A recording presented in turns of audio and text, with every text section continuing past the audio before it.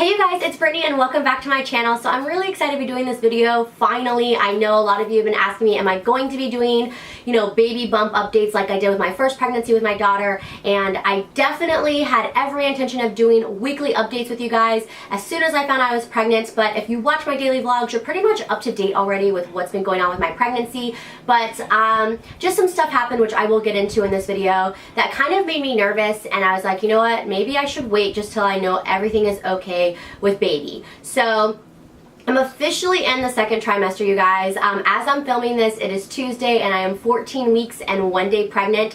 So every single Monday I turn another week. So yesterday I actually turned 14 weeks and I entered the second trimester. Thank God. So I'm really excited about it. And yeah, let's just jump in. I have been making notes for every single week, my symptoms and just things that have been going on. So that way I know exactly what's been going on.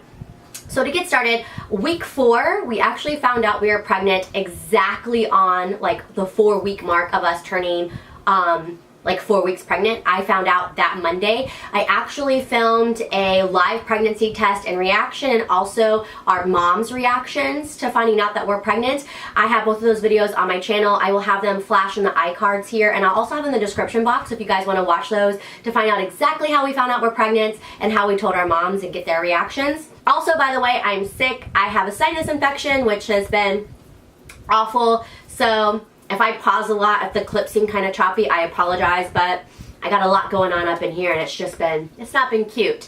So anyways, I'm gonna go in and go week by week and tell you guys everything, all of my symptoms, the things I experienced. And I wrote everything down on a sheet of paper so I would be able to relay it to you guys and also have it for memories.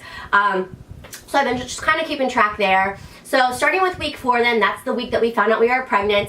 And this first symptom I was actually experiencing maybe a week or 2 weeks before I actually found out we were pregnant. It's really embarrassing. I was kind of like, should I even say it? But I'm just gonna say it. I'm gonna put it out into the universe. I was gassy, y'all. I was so gassy. And I am typically not a gassy person, and I'm not just saying that. I'm really not. And even my husband was like, what is going on with you? But yeah, I had a lot of toots, and once I found out I was pregnant, I actually looked up common pregnancy symptoms, and that was one of them, and I was like, well, I guess that makes sense. I was also extremely tired that week. I was napping all the time. I could barely stay awake, so I was extremely tired, and then I was also a little bit bitchy. I feel so bad for my husband. My husband was like, God, you're super cranky. And I was like, I'm sorry. But that was probably more week 3, because I feel like that was before I found out that I was pregnant. And then once we took the pregnancy test, my husband's like, makes perfect sense. I had a feeling you were pregnant. So yeah, that was week 4. Now week 5, this was kind of when things changed and the excitedness of being pregnant kind of changed, because that's when I experienced brown spotting. Now I never experienced any kind of spotting at all with my daughter, so when I had the brown spotting, I was scared, honestly. I was like, oh my God, is this okay? I was Googling it. It said, brown is normal, so I was trying in my mind to stay at ease, but I was not at all whatsoever. Also this week, I was still gassy. I actually made my very first doctor's appointment, but then I changed doctors. So I made an appointment with one doctor, and then I changed doctors to go with someone else. And yeah, that's pretty much it for week 5. Now week 6 is when things got really scary for us. I have written down here, worst week ever. I actually went to the emergency room. So I actually remember this vividly. So Monday that night, I got very nauseous and I actually threw up for the first time. Which, by the way, I'll just say this, for my first pregnancy with my daughter, was the most perfect, easy, beautiful pregnancy you could ever have. I wasn't sick. I never threw up. I had no food aversions. I could eat whatever I wanted. I was great. I mean, it was honestly the most perfect, beautiful, easy pregnancy you could ever have.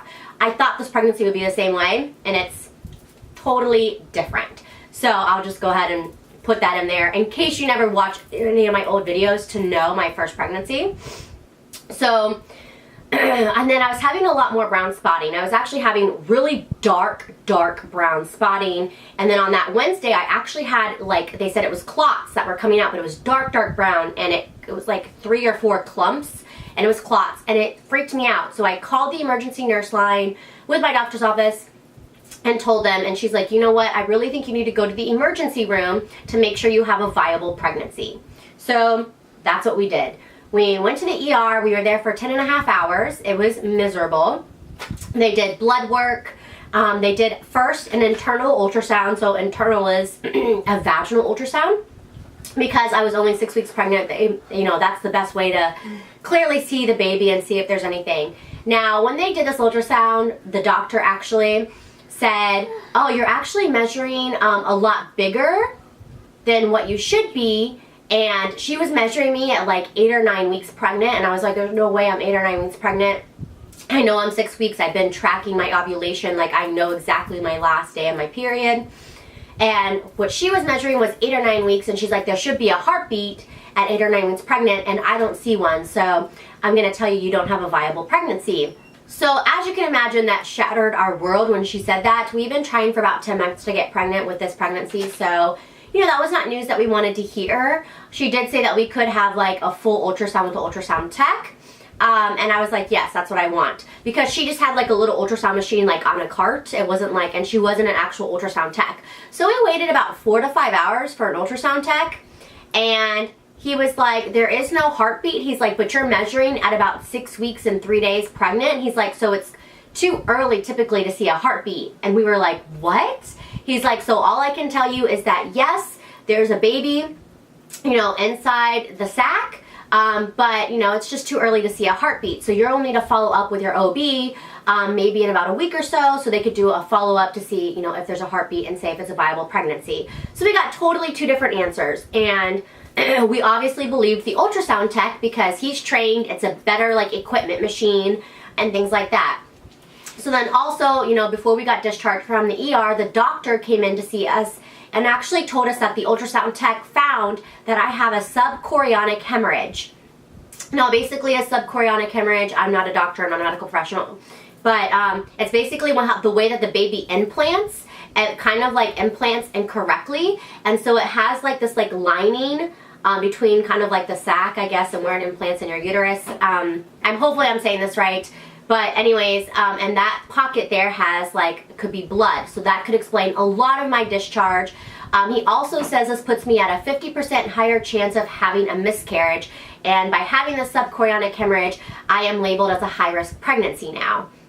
And they also found out when I was at the ER, I had an infection. So they gave me antibiotics for my infection.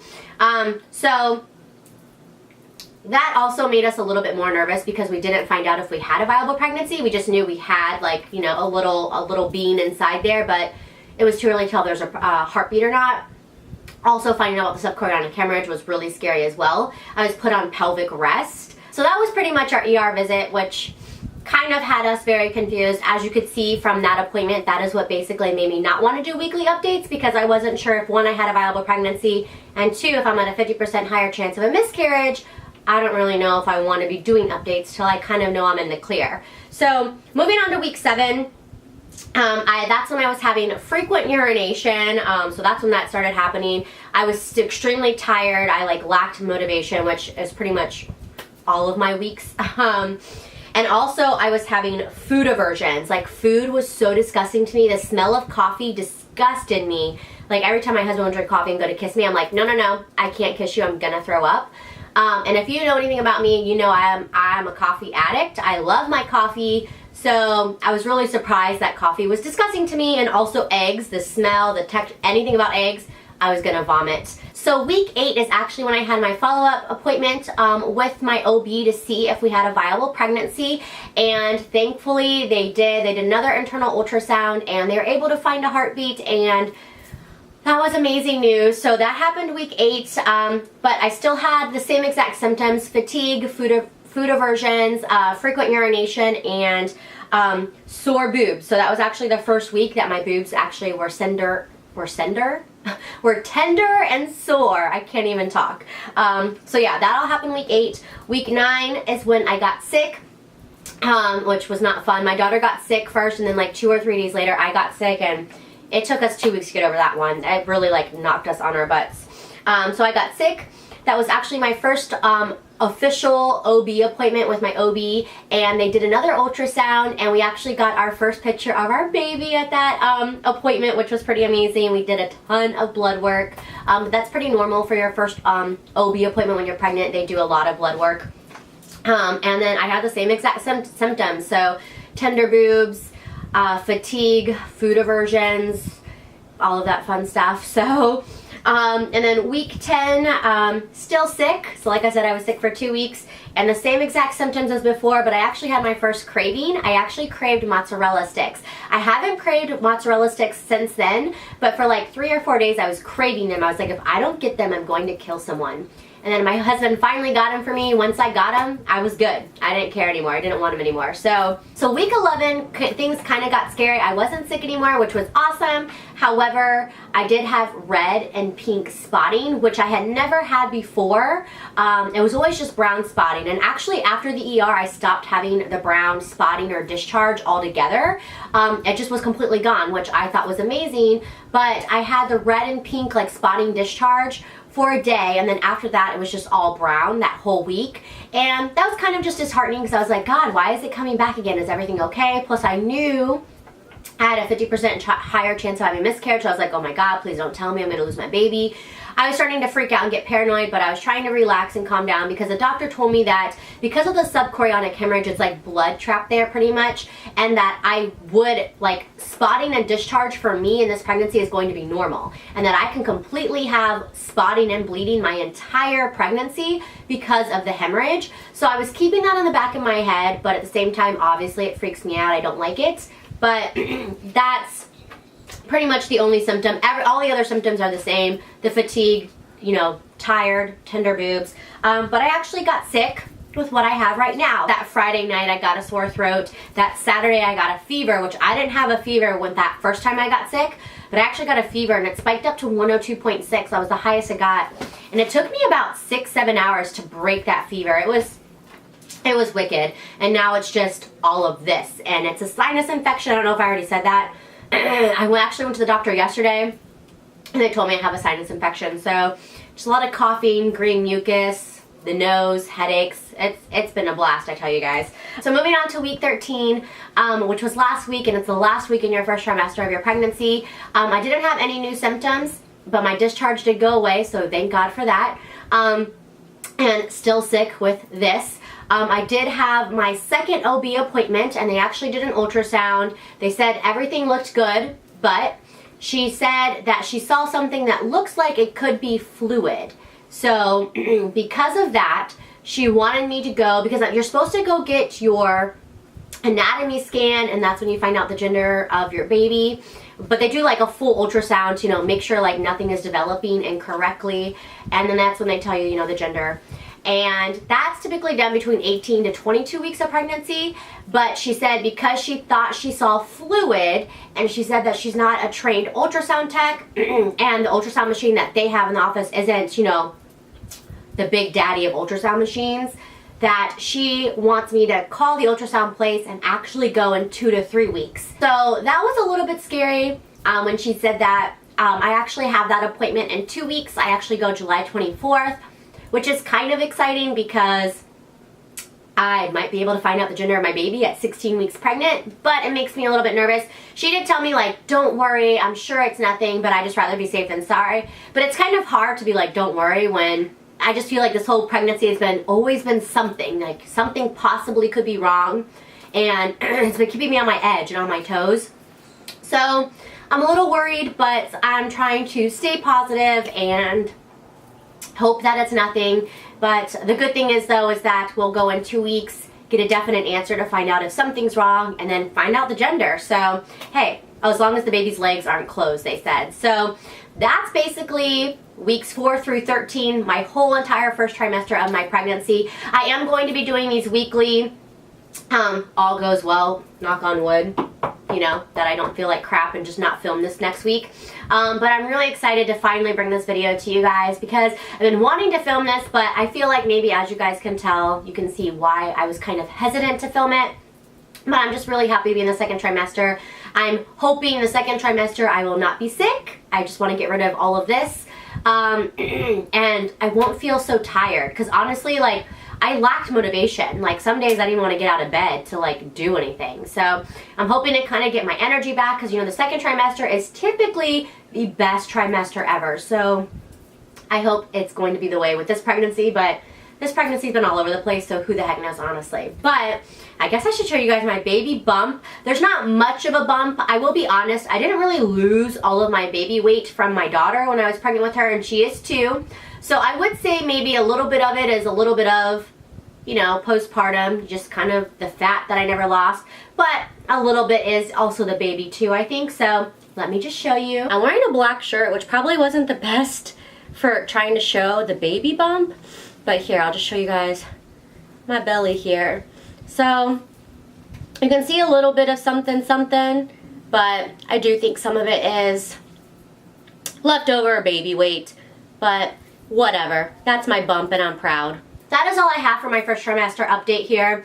I gotta go because my throat, I have been coughing so much in this video. Obviously, I've been cutting it out in my nose and and my throat is like itching so bad. Like, I haven't talked this much like in one setting in a while, so it's taking a lot out of me. So I'm gonna go so I can get some water and rest my throat. But I hope you guys did enjoy this first trimester update. Again, I will be doing these weekly, and yeah, I'm just so excited to be going on this journey with you guys, and I'm so excited to be pregnant because we've been trying for so long, and yeah, I'm just really happy. We're beyond excited. But yeah, so I'm gonna go ahead and go, and I will see you guys in the next video. So thank you so much for watching. If you enjoyed this video, please give it a thumbs up. If you're new to my channel, please subscribe. I would love to have you, and I will see you guys in the next one. Thanks for watching. Bye.